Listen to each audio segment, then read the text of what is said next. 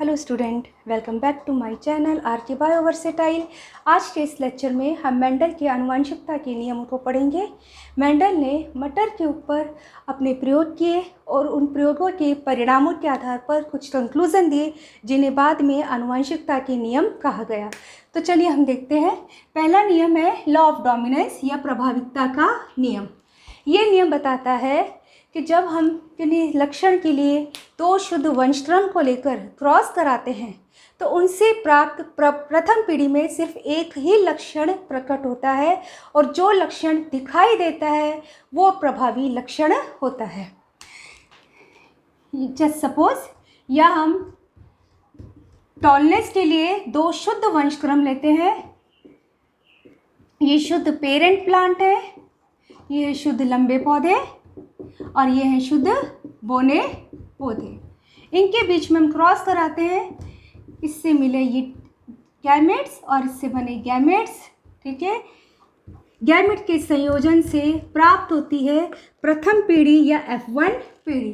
तो क्या देखा मेंडल ने कि ये जो प्रथम पीढ़ी होती है, इस पीढ़ी के सभी पादप लंबे थे।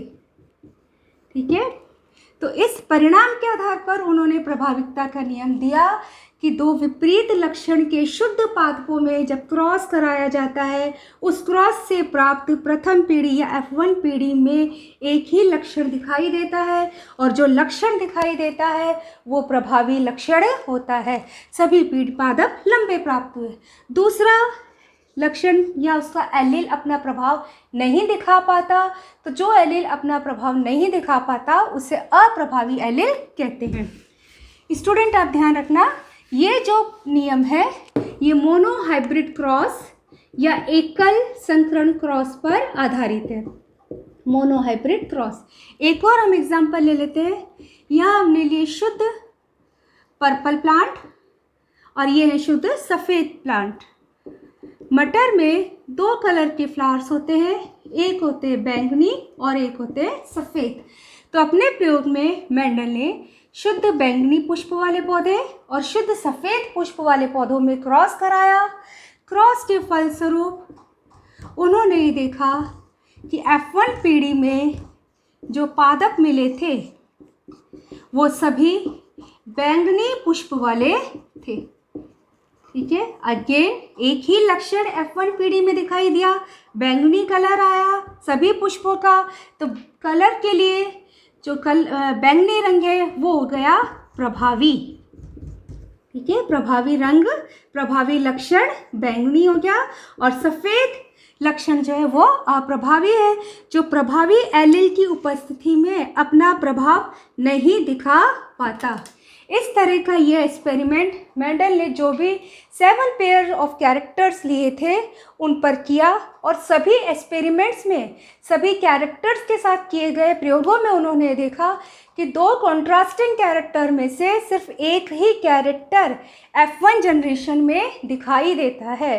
तो जो कैरेक्टर F1 पीढ़ी में प्रकट होता है वो प्रभावी लक्षण होता है और प्रभावी कारक या प्रभावी एलील की उपस्थिति में दूसरा एलील अपने प्रभाव को नहीं दिखा पाता, वो अप्रभावी एलील तथा लक्षण अप्रभावी हो जाता है।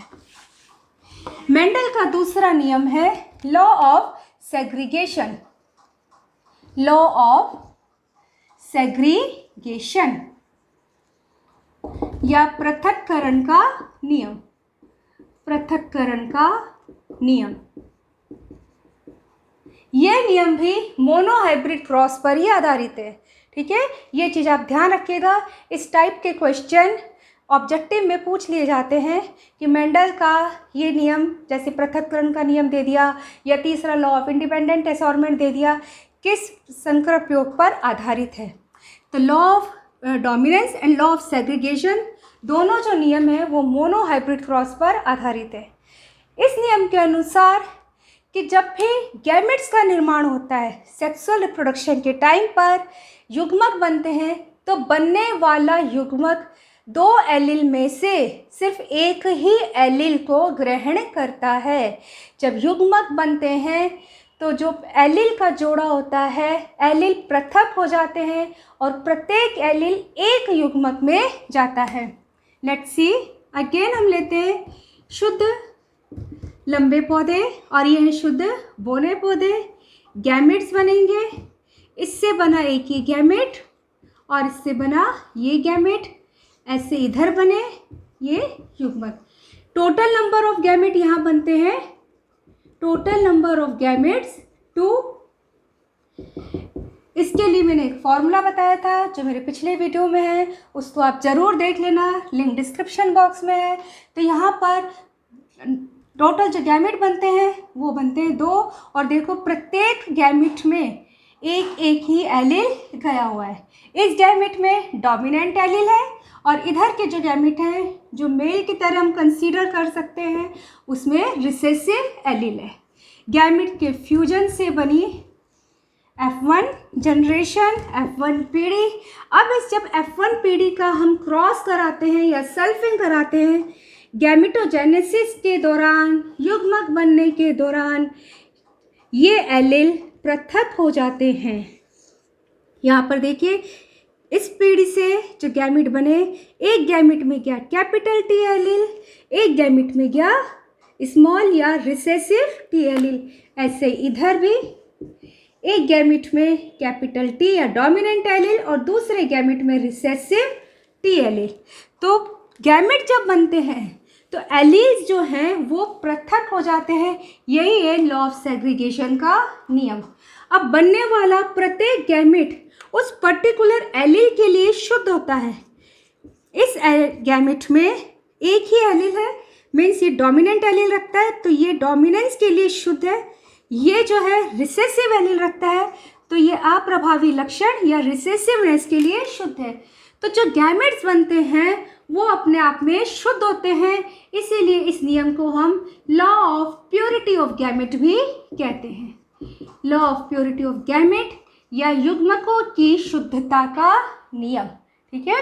तो अकॉर्डिंग टू दिस लॉ कि जब भी गैमेट्स का निर्माण होता है तो एलील के जोड़े में से दोनों एलील पृथक हो जाते हैं और प्रत्येक एलील एक ही गैमेट में जाता है और बनने वाले गैमेट अपने आप में शुद्ध होते हैं।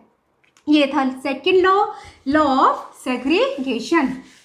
नेक्स्ट हम देखते हैं मेंडल का third law, law of independent assortment. Independent assortment या स्वतंत्र अपव्यूहन का नियम, स्वतंत्र अपव्यूहन का नियम।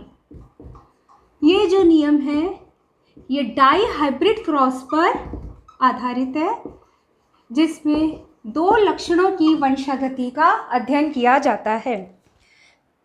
यहाँ हम लेते हैं शुद्ध लंबे और शुद्ध बैंगनी रंग के प्लांट्स। ये है शुद्ध सफ़ेद और शुद्ध बौने पादप। जब भी हम मेंडल के नियमों की बात करते हैं तो शुरुआत हम शुद्ध वंशक्रम से लेकर करते हैं। तो इधर हमने पेरेंट प्लांट की तरह लिए शुद्ध लंबे और बैंगनी रंग के पुष्प वाले पौधे और यहाँ लिए शुद्ध बौने और सफ़ेद पुष्प वाले पौधे। इनसे गैमेट्स बनेंगे। एक गैमेट में T और P कैरेक्टर, यहाँ है T and P character. Gamete के संयोजन से प्रथम पीढ़ी या F1 पीढ़ी TT PP। सभी प्लांट कैसे मिले थे? लंबे व बैंगनी पुष्प वाले, बैंगनी पुष्प वाले। अगेन प्रभाविकता का नियम यहाँ पर सिद्ध हो रहा है, ठीक है, कि जो F1 पीढ़ी प्राप्त होती है वो लंबे और बौने में से सिर्फ एक ही कैरेक्टर को दिखाती है। जो कैरेक्टर दिखाई देता है वो प्रभावी है। तो यहाँ सभी प्लांट्स कैसे लंबे हैं। कलर के लिए अगर हम बात करें पुष्प के रंग के लिए तो यहाँ पर भी बैंगनी रंग के पुष्प ही मिलते हैं। जब इन F1 पीढ़ी के पादपों का क्रॉस करते हैं या इनकी सेल्फिंग करते हैं, TT PP TT PP, इन F1 प्लांट्स की जब सेल्फिंग करते हैं तो सेल्फिंग करने पर जो कैरेक्टर पेरेंट्स में भी नहीं थे, देखिए पेरेंट्स में क्या था, लंबे के साथ में बैंगनी रंग के पुष्प और बोने के साथ में सफ़ेद रंग के पुष्प। हमने इसे पेरेंट से लेकर एक्सपेरिमेंट स्टार्ट किया था। तो जो कैरेक्टर पेरेंट्स प्लांट में भी नहीं थे वो कैरेक्टर भी F1 प्लांट की सेल्फिंग से दिखाई दिए और F2 जनरेशन में प्रकट हुए। कैसे ये हम देखते हैं। यहाँ जो गैमेट्स बनेंगे, टोटल नंबर ऑफ गैमेट 4 होंगे। टी पी एक गैमेट, टी पी ये दूसरा गैमेट, टी पी ये तीसरा गैमेट और टी पी ये एक और चौथा गैमेट। ठीक है, तो टोटल जो युग्मक बनते हैं वो 4 टाइप्स के युग्मक बनते हैं। इन 4 टाइप्स के युग्मक को हम चेकर बोर्ड में ड्रॉ करते हैं। चेकर बोर्ड के एक तरफ एक पेरेंट्स के युग्मक और दूसरी तरफ हम दूसरे पेरेंट्स के युग्मक को लिख देते हैं। T P capital T small T capital P and small T small P. दूसरे पेरेंट्स के युग्मक को भी हम इस तरफ लिखते थे सेम ऑर्डर में। T P and T P. जल्दी से अब हम चेकर बोर्ड को फिल कर लेते हैं। इस युग्मक का फ्यूजन इस गैमेट से होता है। T P.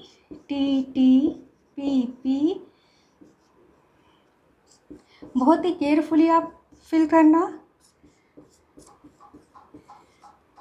T P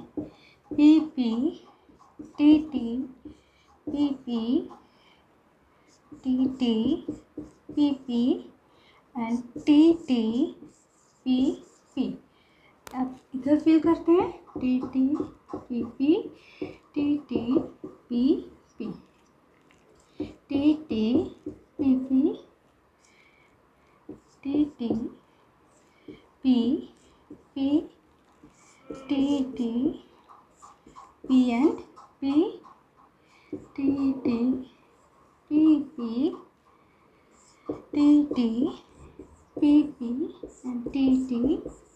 P.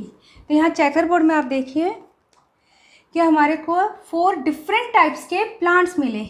ये प्लांट जिसमें कैपिटल टी और कैपिटल पी है, लंबे और बैंगनी पुष्प वाले, ये भी लंबे और बैंगनी पुष्प वाले, ये भी लंबे और बैंगनी पुष्प वाले। लंबे और बैंगनी पुष्प वाले पादपों के लिए जो जीनोटाइप होना चाहिए उसमें एक कैपिटल टी और एक कैपिटल पी प्रेजेंट होता है।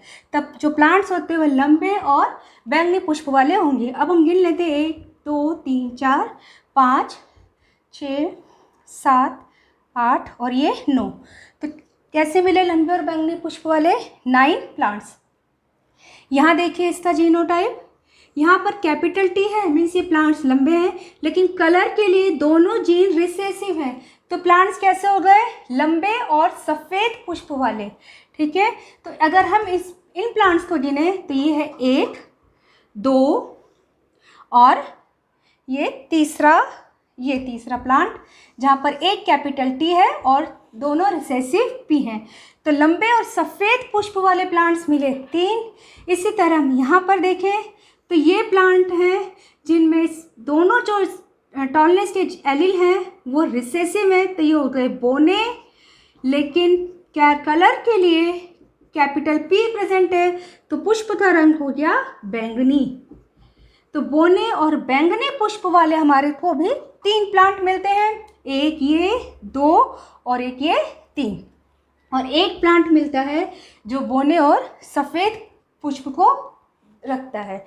ठीक है, तो मेंडल ने क्या देखा कि जब हम 2 लक्षणों के बीच में क्रॉस करवाते हैं, उनकी वंशागति को देखते हैं, तो एक लक्षण की वंशागति दूसरे लक्षण की वंशागति से प्रभावित नहीं होती। वो इंडिपेंडेंटली असॉर्टेड होते हैं या स्वतंत्र रूप से एक पीढ़ी से दूसरी पीढ़ी में जाते हैं और इसीलिए हमें नए लक्षण भी मिलते हैं।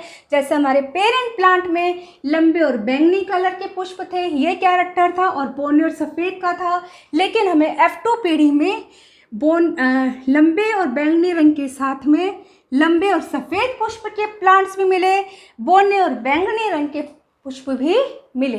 तो इस तरह से लक्षणों की वंशागति स्वतंत्र रूप से होती है, एक लक्षण दूसरे लक्षण की वंशागति को प्रभावित नहीं करता। यह है लॉ ऑफ इंडिपेंडेंट असॉर्टमेंट। ये लॉ डाईहाइब्रिड क्रॉस पर दिया गया है। स्टूडेंट, नेक्स्ट लेक्चर होगा मेरा वो test cross and back cross पर होगा। मेरे चैनल को लाइक, शेयर और सब्सक्राइब जरूर करें। Thank you.